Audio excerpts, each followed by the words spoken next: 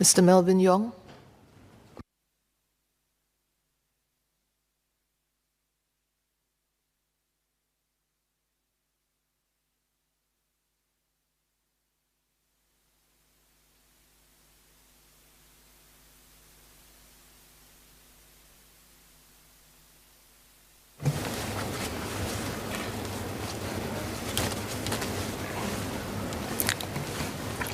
Madam Deputy Speaker, thank you for giving me the opportunity to speak on this motion to honor the important contributions of the Singapore Police Force and its many officers. Madam, I first joined the SPF in 1995 and served 20 wonderful years before retiring in 2015. Police work is challenging, not simply because the work of keeping Singapore safe and secure never ends, but also because most of the work that our police officers do daily goes unseen, often unknown, and hence unrecognized.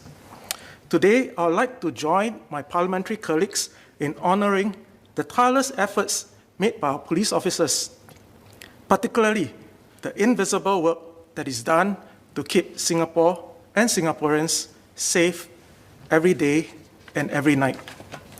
Let me start by thanking our police intelligence officers, a role which is never meant to be thrust into the spotlight.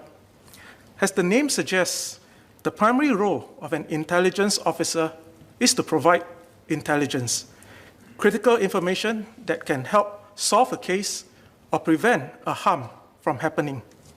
But this is not as simple as it sounds. Intelligence work can mean pouring through large amounts of data, analyzing heaps of spreadsheets and documents, and reviewing long hours of CCTV footages. Or it could mean going undercover for weeks or laying in ambush for days, sometimes to no avail. As a police commander before, I valued very much the hard work and contributions of our police intelligence officers. And for obvious reasons, I cannot say more on what they do, but their efforts are tremendous and often unknown to the public. And so today in this House, I'd like to extend my appreciation to all the dedicated men and women in our police intelligence service who work quietly behind the scene all these years. Next, I'd like to highlight another vital but often unseen policing unit, the Police Coast Guard. They patrol and protect Singapore's territorial waters, a job that is often confused with our more famous Navy counterparts. As an island state, threats from our territorial waters are plentiful, and our PCG officers deal with a variety of challenges every day, and especially so in the darkness of night, ranging from piracy attacks to detecting and deterring illegal persons from swimming across the sea to enter or leave Singapore. No matter how choppy the waters are, we can always count on the Singapore Police Coast Guard to keep our waters safe. Moving inland, I'd like to commend the work of another important police unit, which has kept a low-profile presence since it was established in 1949, the Gurkha contingent. The first batch of Gurkha officers arrived in Singapore in March 1949. Known for their courage, loyalty, and paramilitary prowess, they guard our vital installations and provide security coverage for major events held in Singapore. The Gurkhas were first called to the front lines in the 1950s to deal with several major civil unrests, such as the Marah High Top riots and the Hockley bus riots. They were also deployed during Konfrontasi in the 1960s. More recently, the Gurkhas were featured widely for helping to secure the historic meeting in Singapore between US President Trump and North Korean leader Kim in 2018. Our Gurkhas officers continue to be an important part of the SPF family, and I'd like to pay a special tribute here for their contributions in keeping Singapore safe for more than 70 years. Madam, that same year, in 1949, then Commissioner of Police, R.E. Folger, recruited the first batch of women police officers. Before this, it was recorded in books that the untrained wives of police constables were employed to help check women accused and were paid $1 for conducting each search. So it's $1 per search. In the initial years, the women officers were trained to handle female offenders, record statements from victims of sexual offenses, and help counsel female juvenile delinquents. Since their entry into the force, our women police officers have constantly pushed against boundaries to reach greater heights in what used to be a male-dominated profession. Today, we have close to 2,000 women officers in the SPF, with many serving in leadership positions, taking command of specialist units and leading crucial staff and operational departments. Madam, our police women hold multifaceted roles at home too. They are mothers, wives, and daughters. In addition to coping with the heavy workload that comes as a police officer, many of our police women must cope with a second shift when they go home.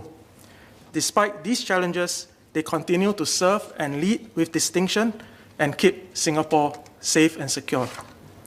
Incidentally, there is a motion after this on empowering women. Our police women have been excellent role models for breaking barriers, and I ask the House to join me in thanking and honoring all our passionate women police officers, both past and present.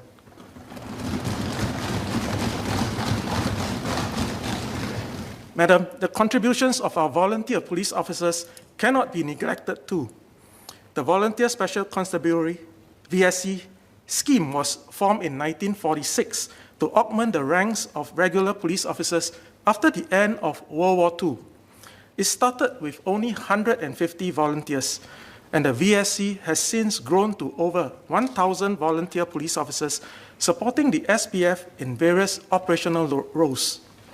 It is virtually impossible today to tell a VSC officer apart from a regular police officer, from the uniform he wears or the equipment he carries, because they are dressed and equipped the same as their regular counterparts. Unknown to many, most of our VSC officers have regular day jobs and volunteer for police duties at night and during the weekends. They juggle their full-time job and family commitments on top of patrolling our streets and our territorial waters. The sacrifices of our volunteer police officers have helped to keep Singapore's crime rate low over the decades. Madam Deputy Speaker, I've spoken at length about the various roles within the police force that might be invisible to members of the public. Let me now highlight the need to safeguard the invisible trust that Singaporeans have in the SPF. According to the Gallup 2020 Global Law and Order Report, Singapore has topped an index of public perceptions of law and order for the 6th year in a row.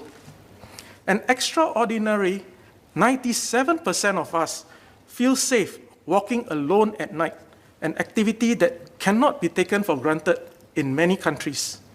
Minister Shanmugam once noted in 2017 that many law enforcement agencies around the world envy the level of faith and trust that Singaporeans have in our police force. I agree fully. And the high levels of trust have stood the test of time. A 2020 survey conducted by the Institute of Policy Studies also found that 87% of respondents were confident or very confident with the SPF, the highest level of confidence in police globally. But we must not take this for granted. Malicious actors have and will continue to engage in efforts to damage the image and credibility of the SPF. Policing work is no longer just about fighting crime. The police must do all it can also to always safeguard the trust that Singaporeans have placed on our men and women in blue. Madam, I've spent more than half my working life serving as a police officer. I know how tough, difficult, and exhausting the work can be. But I've also benefited immensely from the training, the experiences, and the many great friendships that I've made throughout my time in the force. And I can see so many of them here with us today in the gallery. The values that the SPF has ingrained in me, courage, loyalty, integrity, and fairness, continue to guide me as I serve the community in a different role today. As the saying goes, once a police officer, always a police officer. It has truly been an honor to have worked alongside so many dedicated policemen and policewomen. Madam, the Singapore Police Force has come a long way since its humble beginnings as a 12-man team more than 200 years ago. As one of Singapore's oldest institutions, it has met and overcome many great difficulties throughout its long history. No matter what challenges the future may bring, I know that the SPF will continue to keep Singapore and all of us safe and secure for many more years to come. To the SPF, thank you very much.